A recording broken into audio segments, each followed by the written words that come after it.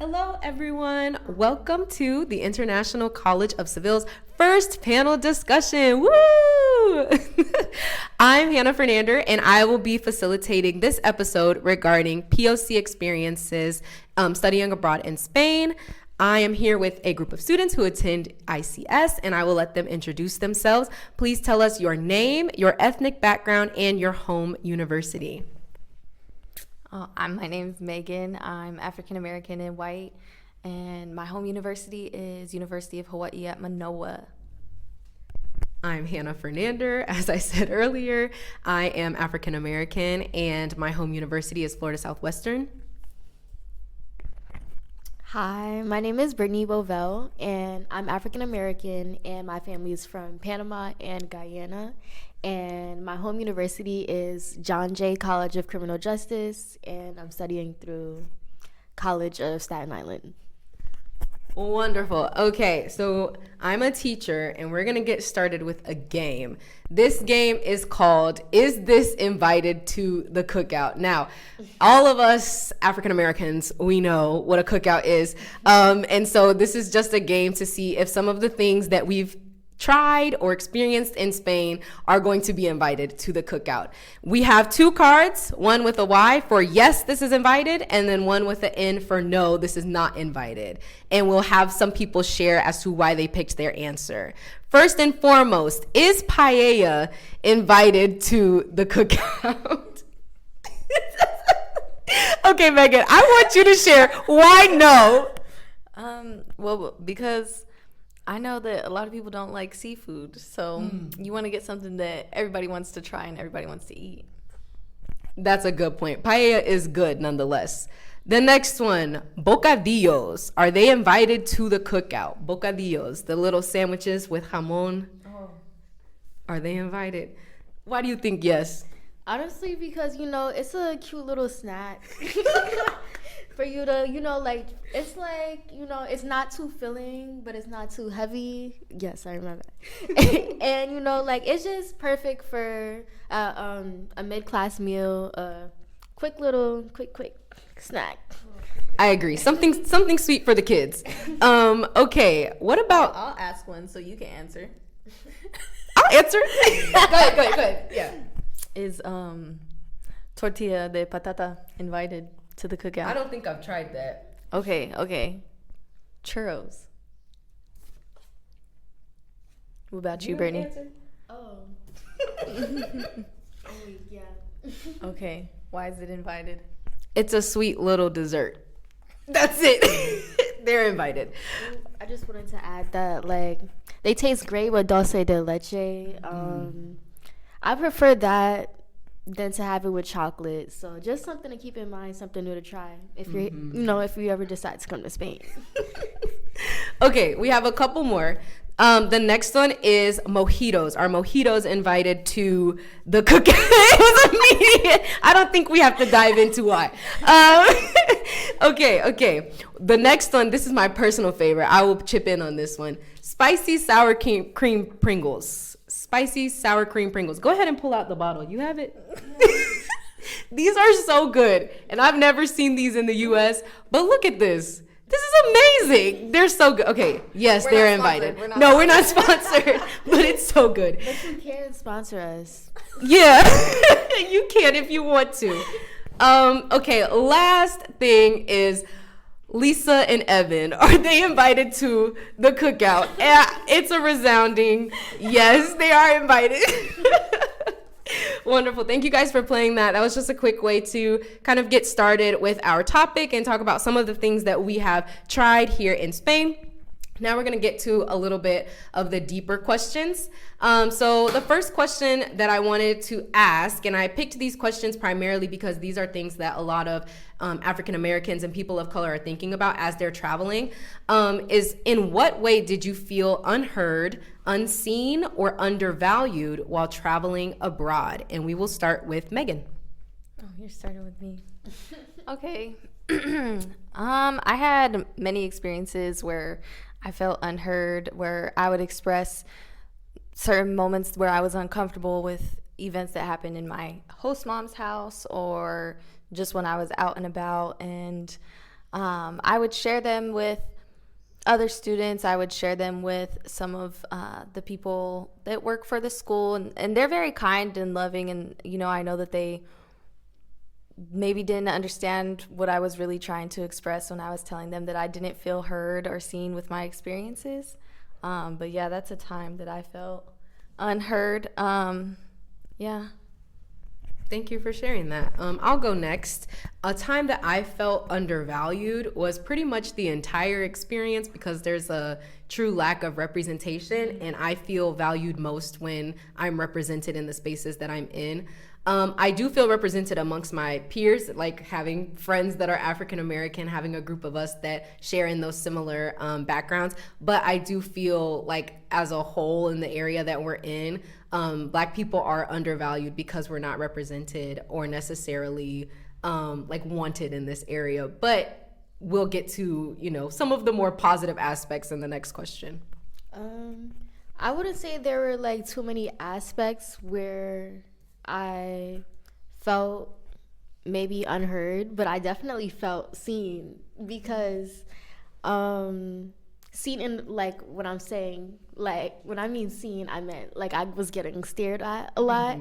So I know that my presence was definitely acknowledged. And for me, it was just a culture shock.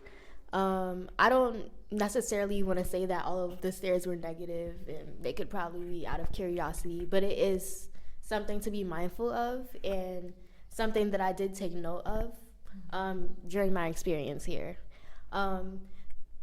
As far as like going out, most people are kind, but there have been instances where I've noticed that I was addressed last, or I was like completely ignored in a group setting. And again, it might just be, whatever, or it might just be chalk it up to like, something's happening, or maybe the waiter is just not paying attention. But that is something that I kept in the back of my mind. But again, most of my experiences here have been very positive. Yeah, that reminds me, well, we were all there for the story in Punta Umbria. We went to like a day trip on the beach where it took like a really long time for us to get served, and we saw people from our same bus who got there at the same time being served and leaving before we did. And so that just kind of reinforced that, like, as an African American, as a person of color, like, you will receive different treatment in certain areas. But then we also have like a positive experience where we went right next door and we saw like a Black woman painted on the wall, and it was like a completely different atmosphere. So, taking it like in strides, and like you said, recognizing that it's not always bad, but it is something that you should feel validated in. The next question that I have is, in what ways did you feel heard, seen, or valued while traveling abroad? I would say this right here and the podcast that we did yesterday.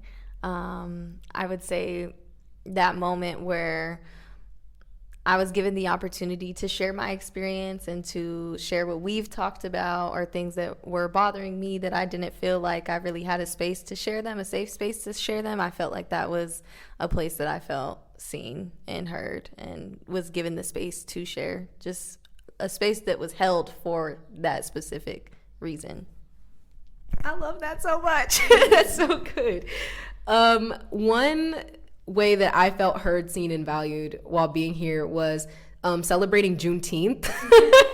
So we had like a Juneteenth party at our like student housing apartment, and I like invited everyone to come out. And so in our program, we do actually have quite a bit of African Americans and people of color, and just people in general who like are supporting us in our backgrounds. And so we had like a good group of people who came out. We were on the balcony just like laughing and playing games and talking, and we had like a whole program of like people singing karaoke and dancing. But it was such a fun way to like commemorate like Juneteenth, and it was something that I didn't think we would be able to do here in Spain, but it was honoring our heritage and where we come from in a new place that's completely different from what we're used to. And so I feel like that just made me feel very appreciative, and I was very grateful for the friends that I've made here who were able to show up for that, because that just made me feel valued. I have to agree with both of you guys. I would say A way that I feel heard, seen, or valued is just like being able to have peers that I can with and talk to my experiences with, and those that can kind of relate to the situations that I'm facing, and we're able to have these conversations. And then I also feel seen for the fact that we're able to even have this podcast in the first place, and being able to share our experiences, because it's very important for more people of color to be able to see themselves represented in programs like this. Y'all are so like diplomatic. I love it. These are such good answers. Okay, so last question before we conclude this episode is, what is one takeaway that you would like to share with other POC who are considering traveling abroad? I would say one takeaway is that there's always going to be positive experiences no matter where you go. Like, maybe you'll have a bad day or a bad experience here, but that will not be the entire experience. And if you keep speaking up, if you keep addressing the issues, if you keep going to the people here that, you know, are running the school, the people that are supporting you, if you keep speaking up, changes will be made. You will be supported, and you will find communities here that support you too. So that's one takeaway that I'd like to share is do it. It's going to be so good for you, and you're going to get stronger from doing it. That's so true. I would say be what you want to see.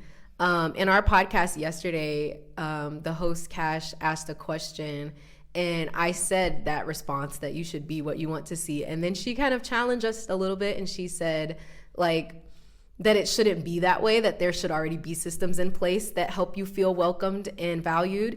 And I agree with that. But when there's not, because there often is not, you should be what you want to see. So while we do know that like it should already be a space where you feel welcomed and comfortable, many times as African Americans, we have to create the space that we want to see. And so like you said, by doing things like this, by celebrating Juneteenth, by taking the initiative that we want to have, I think that's one of the best ways that you can really enjoy your time. And personally for me, I always thought about like, what is fun for me? Because for me, it's not fun to sit here and dwell on the fact that our waiter isn't serving us. Like, it's not fun for me. So I'm thinking in that moment, okay, well, this is just bonding time. You know, let's pull out the Uno cards. Let's start playing. So yes, it is something that's negative and it should be addressed. But at the same time, you want to leave that space with something in your heart that brings you joy. And if that doesn't bring you joy, you got to leave it, you know, do things that make you feel happy and be the things that you want to see. One takeaway I'd like to share is don't be discouraged to try new experiences, and don't be like discouraged to try new things just because you're scared, because that can end up being a wonderful thing. And when I was doing my research, I heard many different things about Spain, and my advice is to just go and see for yourself, because your experience may not be somebody else's, and sometimes it's just many different factors that can lead up to why a situation ends up the way that it happens. So my best advice is to just go and see for yourself, explore, and don't be scared to travel. It's a wonderful thing. Yes. I love that answer so much. And don't be afraid to say hi to other Black people. Because when I first walked in to our apartment building and I saw Brittany there, I was like, hey girl. I was like, I'm gonna come back. We're gonna circle back.